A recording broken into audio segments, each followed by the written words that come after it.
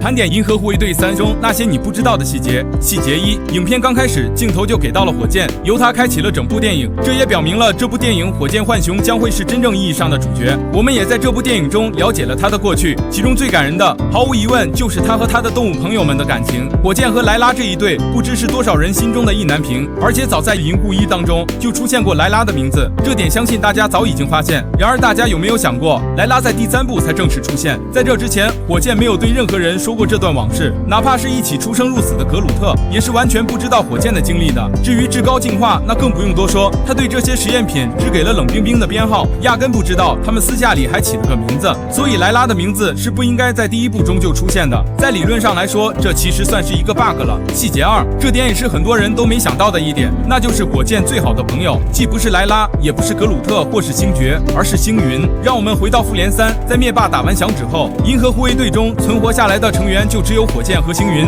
二人彼此依靠，度过了这最令人伤感的5年。这2个人共同生活的时间比护卫队中的其他队员都要长，彼此的感情也非常深厚。所以当火箭醒来后与星云等人通话，星云一听到火箭的声音就直接绷不住情绪哭了起来。 The important thing is we're all okay. Rocket? Yeah, he's here. And he's okay.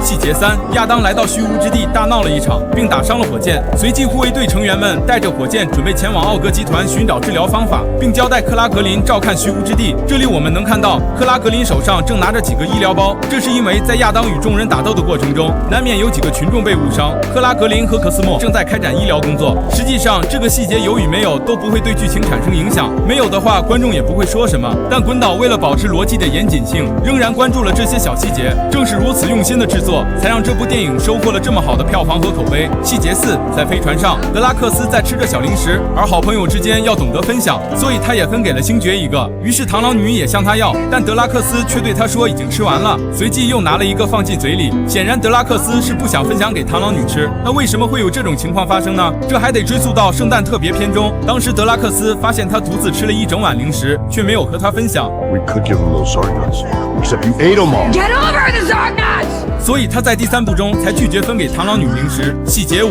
星爵等人穿上多彩的太空服去往奥格集团，这一幕相信大家都知道是在致敬电影《2001太空漫游》，但其实滚导在这里还暗藏了一条隐喻线索，那就是卡莫拉和星云的太空服颜色。绿皮肤的卡莫拉穿着蓝色的太空服，而蓝皮肤的星云则穿着绿色的太空服。这也暗示着经过这么多变故，卡莫拉和星云这2个人的性格和身份已经发生了互换。细节6：众人进入了奥格集团的内部，我们能够看到其内部有着许多眼睛样式的物体，这其实就是他们的监控摄像头。再仔细看看这些眼睛，在眼皮的周围有着一圈夹子，来强制让眼睛一直睁着。在我国古代就有类似的刑罚，犯人会被强制撑开眼皮，无法入睡。电影中的这一细节也间接表明了奥格集团本质上就是一个惨无人道的实验所。细节7：至高进化带着幼年火箭一起看自己的生物进化装置，在这过程中，至高进化有纠正火箭的发音。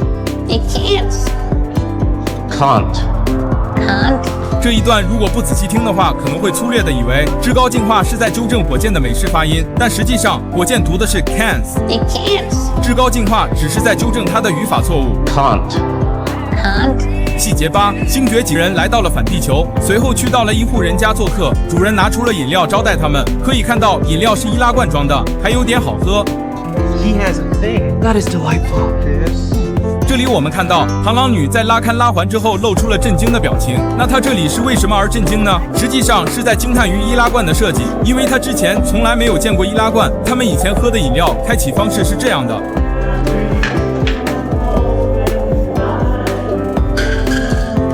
而且在此之前，卡莫拉就已经喝了一罐饮料了，现在又来一罐，所以他后面就去上厕所了，进而导致昏迷的火箭差点被猪头怪给抢走。细节9：新卡莫拉也终于听懂了格鲁特的话，但这里的格鲁特在卡莫拉面前却表现得十分娇羞。不过这可不是代表格鲁特社恐，这里的害羞就是有点类似于你在家人面前受到表扬而害羞，因为格鲁特一直是把卡莫拉当作母亲来看待。虽然这个卡莫拉已经不是原来的那个卡莫拉了，但格鲁特的内心深处还是保留着这份情的。就就像蜘蛛侠迈尔斯穿越到42号宇宙，见到亚伦叔叔之后，也表现出了深深的思念之情。在之前的作品中，我们也能看到格鲁特对卡莫拉的依恋之情。在卡莫拉转身离开时，小格鲁特也马上跟了上去。星爵等人要去伊哥的星球，格鲁特也是舍不得卡莫拉走。